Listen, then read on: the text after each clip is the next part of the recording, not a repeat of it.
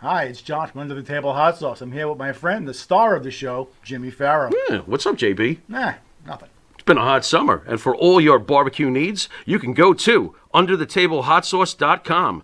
13 unique flavors to choose from, created and bottled in a Long Island kitchen. Underthetablehotsauce.com. Let's go chow, JB. Let's do it. All the flavor, twice the burn.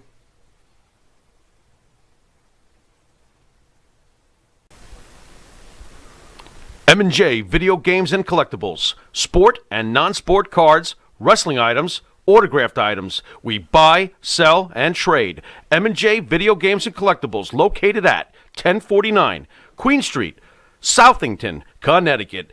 Call us at 1-860-479-9223 or 860-93-GAMES. M&J Video Games and Collectibles.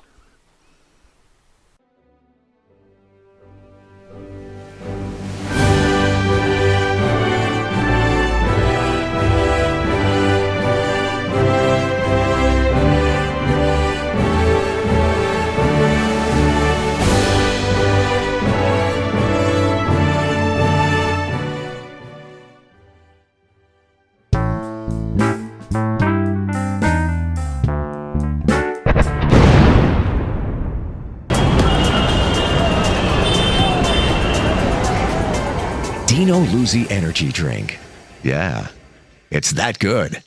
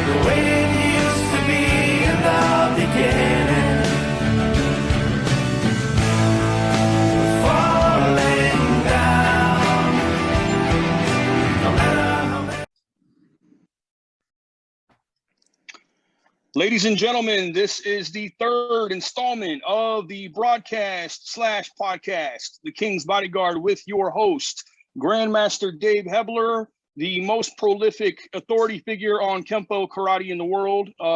Right now, the second oldest Kempo practitioner in the world, and Elvis Presley's former martial arts instructor and bodyguard from 1972 to 1976. He was part of Elvis's entourage, the Memphis Mafia. And Dave today is going to share some of the anecdotes and questions he has received over the years from some of the Elvis fans out there, along with the answers.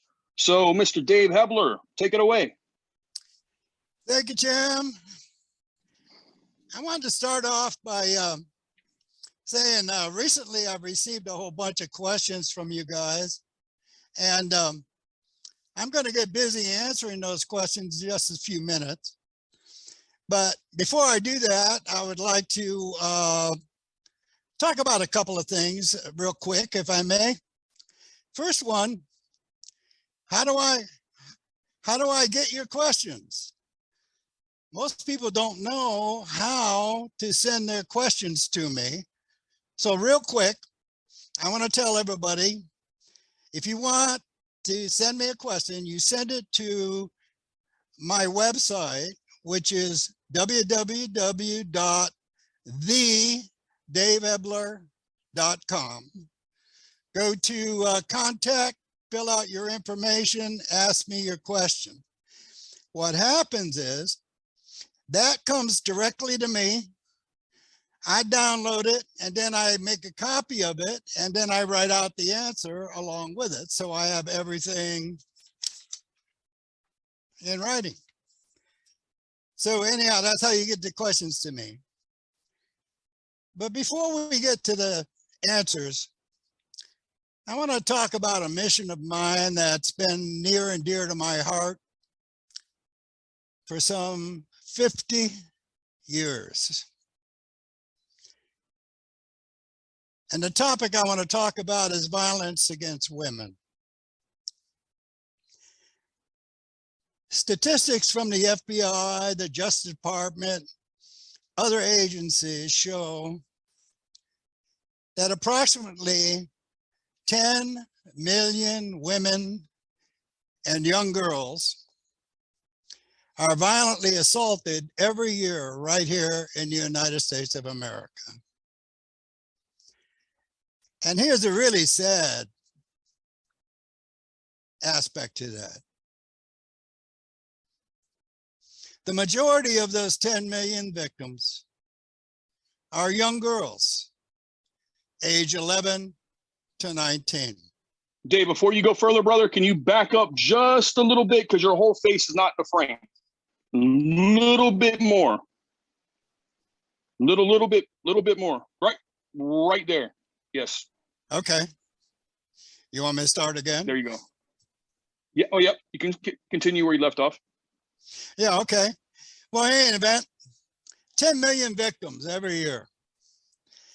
Now, 10 million, that's a huge number, and it's very real. But, you know, if you're like me, it's pretty hard to relate to numbers on a personal basis. I mean, they're just numbers, right? But if you think about it this way, let's suppose my numbers are wrong. There isn't 10 million victims every year, but there's only one. There's only one little girl every year that gets violently assaulted. But that one little girl is yours. Your little girl. Because it gets worse. Because when the monster comes for you, you'll be all alone with no help of any kind. There's you. There's only you. And you must be the instrument of your own salvation. Tough job. But the good news is that you can, if you only knew how. I know how. You see, I've been a martial artist and a self-defense instructor for 63 years. I know some answers. And I know some stuff that could help you. And let me show you.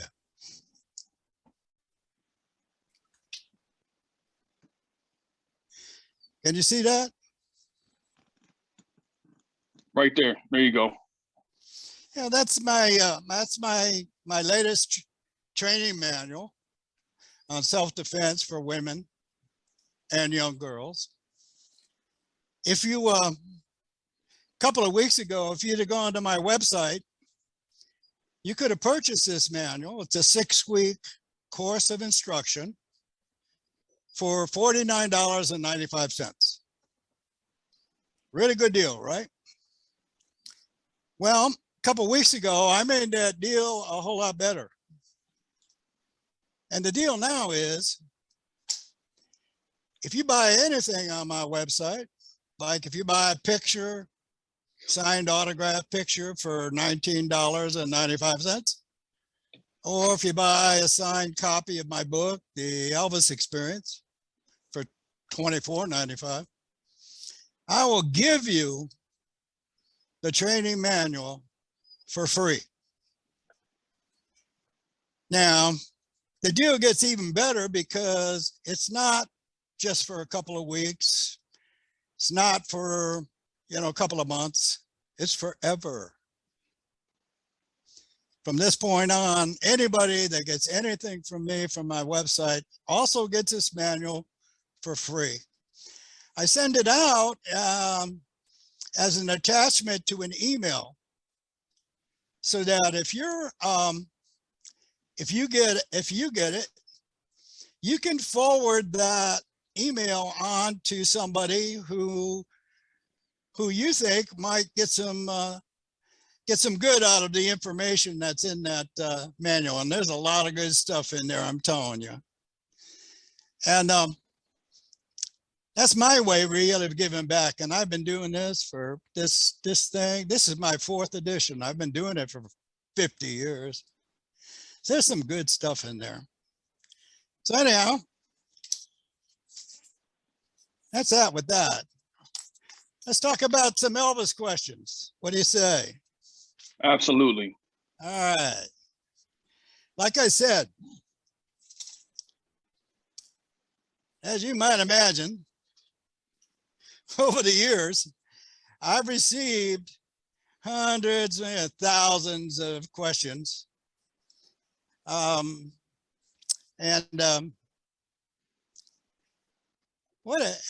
the questions reveal is that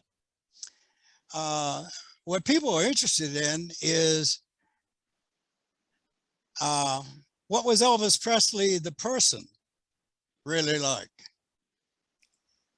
And that's understandable when you realize that unless you were there, everything you think you know about Elvis Presley is secondhand information. Now, some of that secondhand information is true. Some of it is sort of true.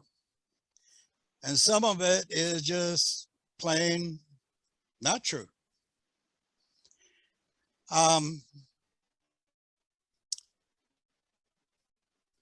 So what I try to do is put a little clarity into all of these questions, and I'm telling you, boy, do I get them.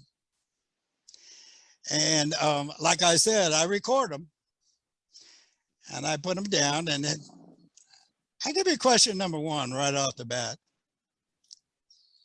How was it for you working for Elvis? Well, like many questions I received, this one is a huge question. And therefore, it's very difficult to answer with just a sentence or two. I probably need to write a book, to answer it. Oh, wait. I have written a book on exactly what it was like to be working for Elvis. This is the book. Call it The Elvis Experience. This question is actually one of the most popular ones I get. So I try to answer it with a little bit of humor, a little bit of sarcasm. Mm-hmm. So for those of you with little or no sense of humor at all, just ignore my answer, okay? Now, you might think that being Elvis Presley's personal bodyguard was a really, really cool job, right? I get that a lot. Boy, cool job. Well, you might think that too. But you know what? It was a crummy job. It really was. It was terrible. It was the worst job I ever had in my life. I mean, just think about it. Everywhere we went, there were hundreds of love-starved women just chewing their very best to try to get next to Elvis and love him to death. And it was my job to keep them from doing that. I mean, I often had to sacrifice my own body to save his. What a crummy job for a guy, huh? Ooh. Now the questions, to run the gamut, they run from, simple to difficult to easy to complex to just plain crazy. And to give you an example of that, guy sent me this question. I'm looking for this. This is funny. This guy said, and quote, I had read that Elvis didn't shower much. Did he smell bad? I know it sounds like a stupid question, but I'm big on cleanliness myself. I can't imagine doing a show and not showering after. Well, here's my answer. You are correct, Mike. It is a stupid question. And I'm only including that. I'm only including it so that people can see for themselves an example of the stupid questions I've received over the years. You can do better than this, Mike. You surely can.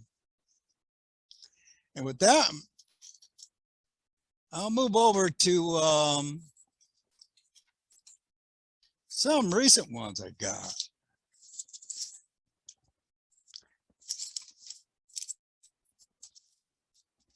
I got lots of questions.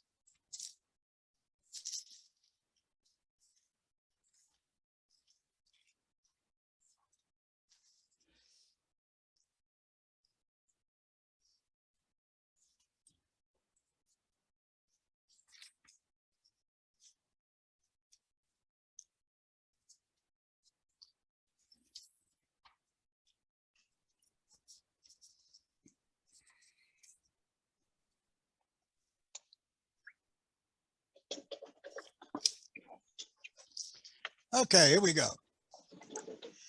This one's from Kyle. Kyle says, hi, Dave. If Elvis didn't pass in 77 and he regretted what he did and invited you back to work for him, would you take the job back? My answer is, hi, Kyle. I actually thought about that thing back then. And back then I had decided that I would not have taken the job back. Because at the time I was more interested in being around my family on a regular basis. But thinking about it today, 45 years later, I don't know. Maybe I would. Maybe I wouldn't have. I don't know.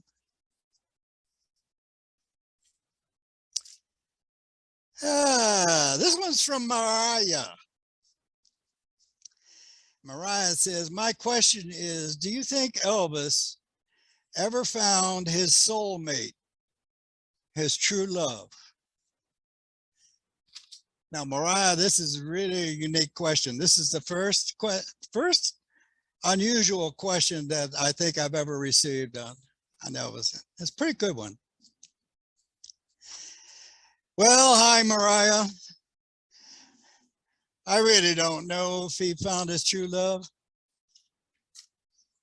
but I'm pretty sure that he loved Priscilla.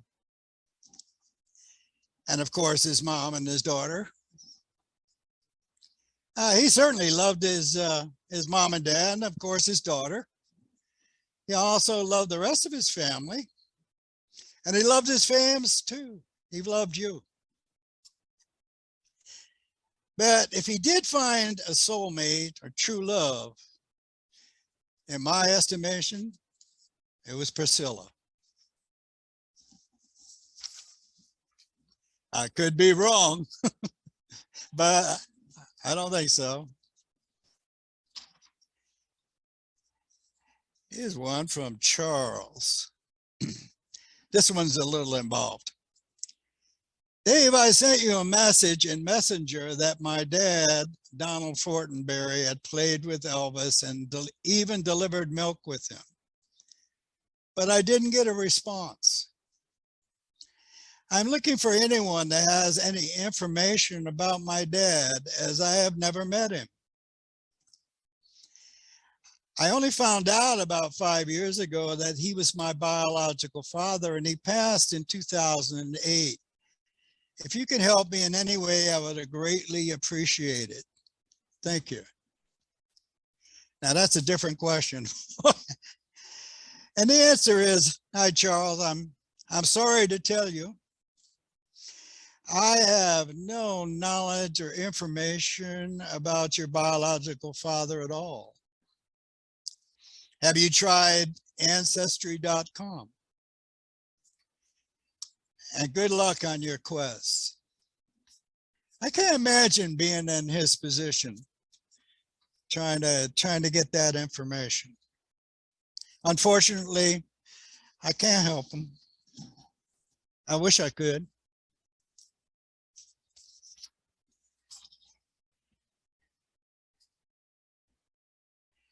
Oh, this one's a little bit long. I'm going to set this one aside. I'll tell you what the question is, and then I'll tell you why I'm going to set it aside for just this one session.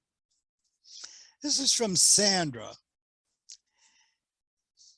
and she writes, it's kind of a nasty question, but I read that when the book that you, Sonny, and Red wrote about Elvis was released in 1977, it didn't get that much attention.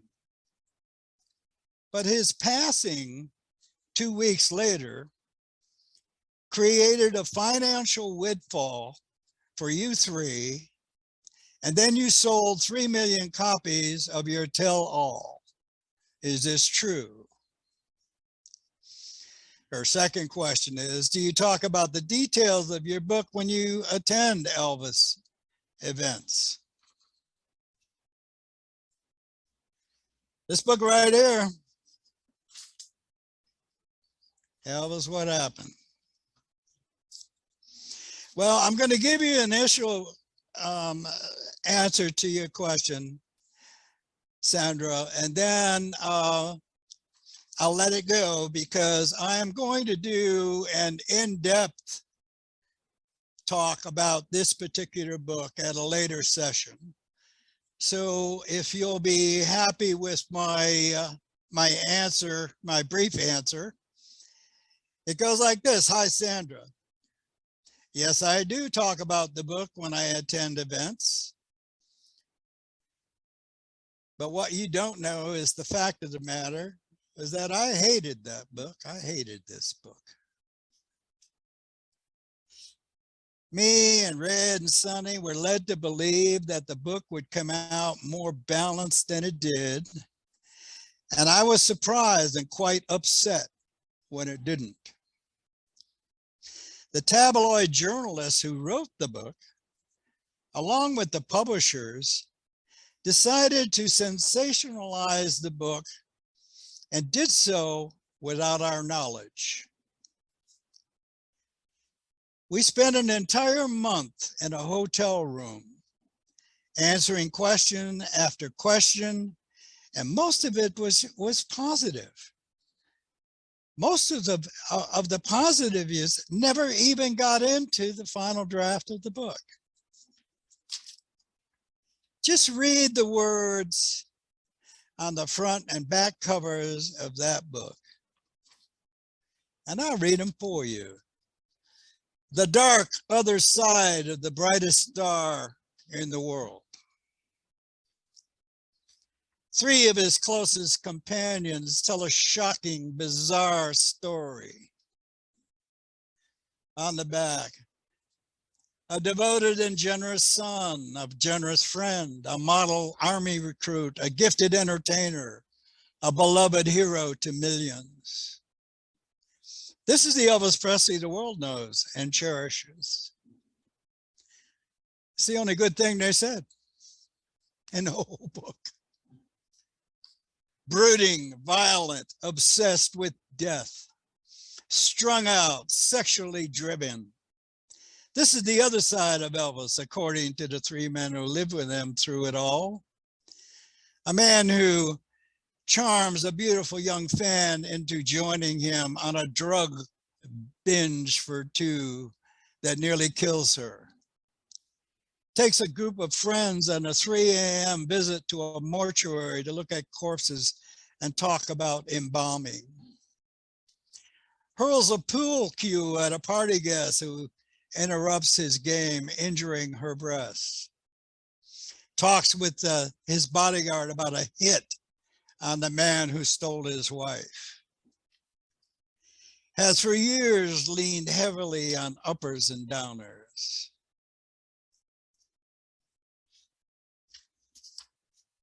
Pretty sensational words, aren't they? Pretty nasty, aren't they? Well, what I want to say to you is, those aren't our words. We never said those words. We never said a single thing that's on this card. These are the words of the publisher and the writer hired by the publisher.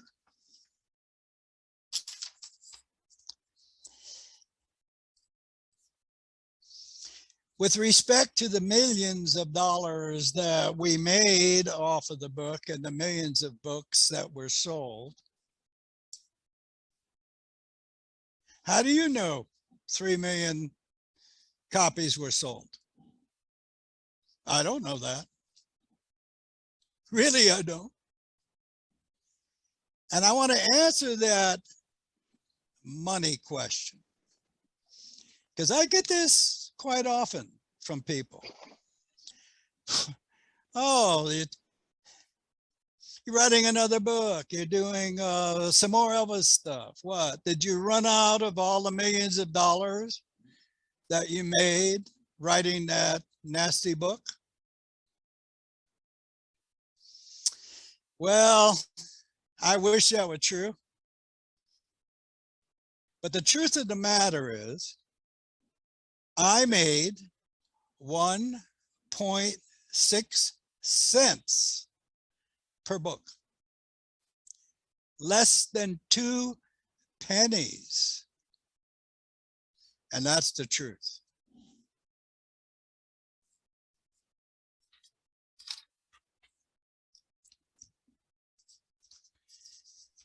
Onward and upward. Let me add something to that, Dave, if I may. Yeah. So for the last several years that book was in circulation before it became out of print, you saw $0.00 from that book. Oh, yeah, that's true. I forgot about that. Thank you for reminding me. The book was in print for 22 years altogether. And for the last 10 years that the book was in print, we didn't make a single penny. Nothing.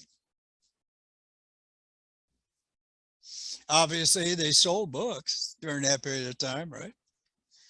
We didn't get anything of it.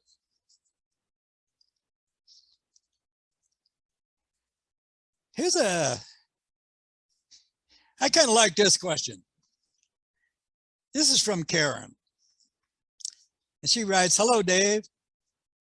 Your friend Elvis stole my heart when I was a teen, a long time ago. His music has always been on the radio as I have lived a life and brought my two boys up. With more time on my hands these past 2 years due to COVID, I thought I would read a little about him It has been interesting, and there have been some wonderful photos and videos online. You see glimpses of a man with a great sense of humor. Was Elvis a bit of a giggler? Did he see the funny side of life in general? I think a sense of humor is an attractive aspect of a person's personality. Yeah, you know what, Karen, I do too. He stole many a heart back then. And you know what? It continues to this day. It's amazing, really.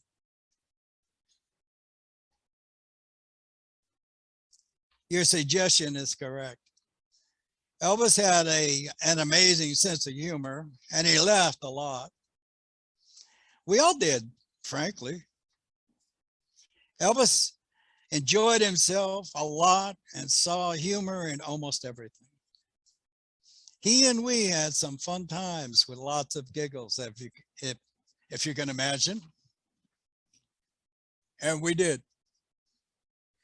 And that was a whole, tying into that book thing. 95% of everything that we did was fun stuff. Really, it was,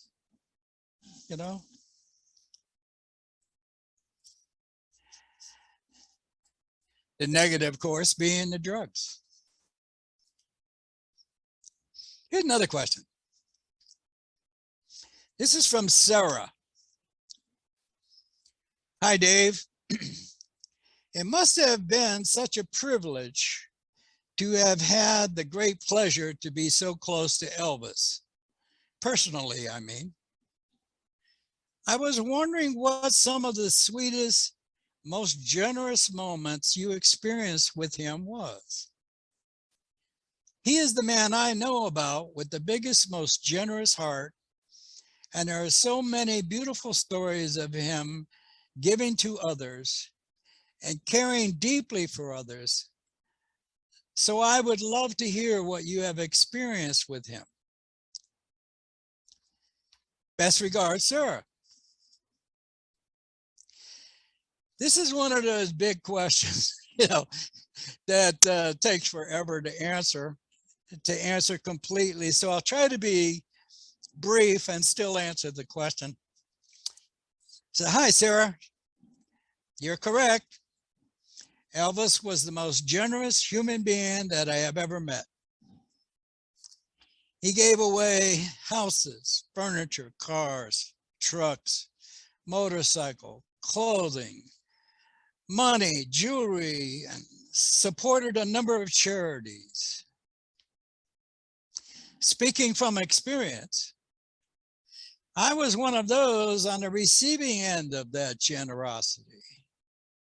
He was always giving me something, really, including 2 cars. The second time I met him was at his home in Beverly Hills, where he gifted me with a 1971 Mercedes SL. Needless to say, I was astounded at his generosity. And you know what? He always gave with a good heart. He never expected anything in return and would not accept anything in return, except for thank you. An amazing man with that.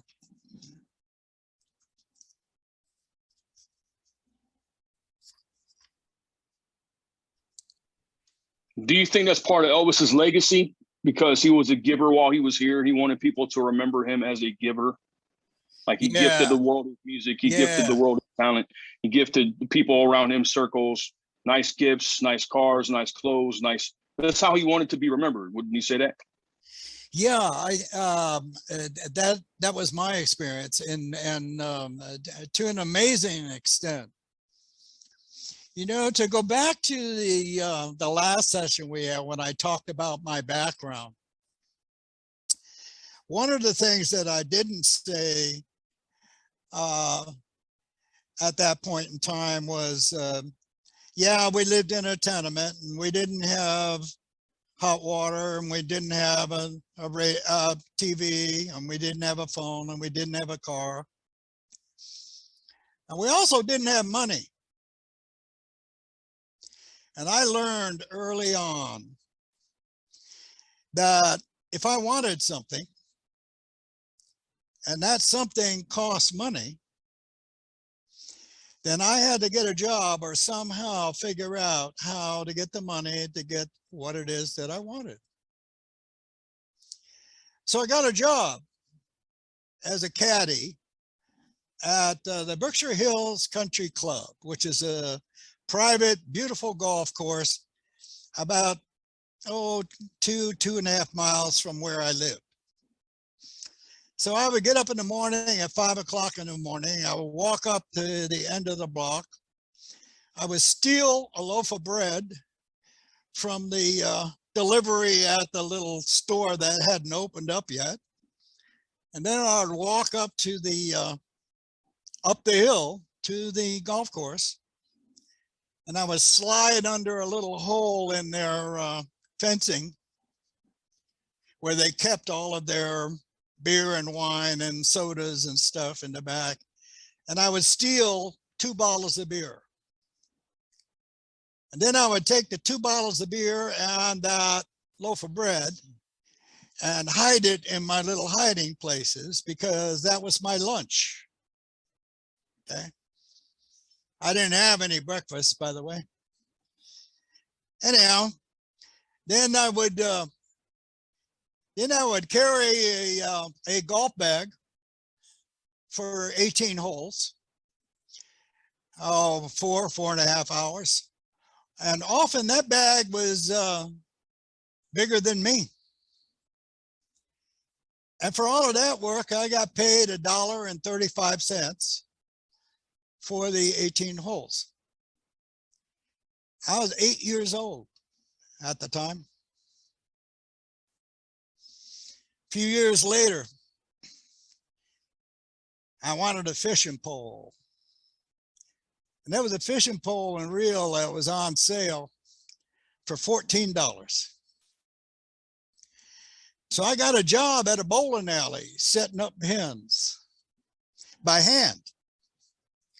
And they were the kind of pins, they weren't the kind of bowling pins that you think they're skinny and then fat. These were skinny, fat, skinny. Candle pins is what they were called. And I would sit between 2 alleys with my feet up to avoid all the pins that were flying my way. And then when that was done, I would sit down and set up all the pins in. That's the way it went. I got paid 7 cents a string. I went to work at 6 o'clock in the evening. I got off at 2 o'clock in the morning. And then I walked the 3.5 miles from there to my home in the middle of winter. But eventually I got that $14 and I bought that fishing pole. I was 14 years old at that time. Mm-hmm.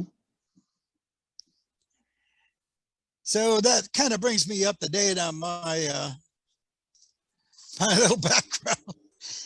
And I tell you this because when I mentioned that Elvis was always giving me stuff, it's because we kind of clicked. Because like him, I was born and raised a poor boy. And he kind of related to that, you know. And I think that motivated him to want to give me, you know, presents. I mean, he took me shopping one time and bought me six leather jackets, all in a different color. And so I would always be in style, no matter what. 6 leather jackets all at once. It was, I mean, I don't think a day went by that he didn't buy me something or give me something.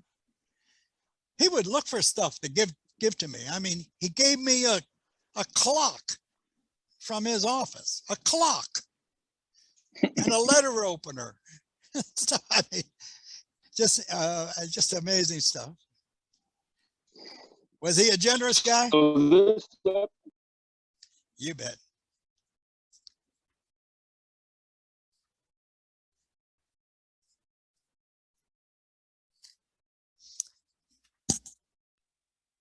that's a testament on who Elvis was, a giver. And that's what we learned in this episode. He's a giver. And I want to give you the cue, Dave, because we got like 1 minute left. But on this episode, we're going to come back with episode number 4 here in a minute. So we can continue the conversation about Elvis the giver. But he was a giving man. A lot of people don't know, not just with his music, not just with his stage persona to the world, but everybody that was in his inner circle, man, he looked out for and took care of. Is that pretty safe to say? Yeah, he did. Mhm. Took care of everybody. Right on. Yeah. Well, ladies and gentlemen, this is the end of episode number 4. I'm sorry, episode number 3. We're coming back with episode number 4 in a minute.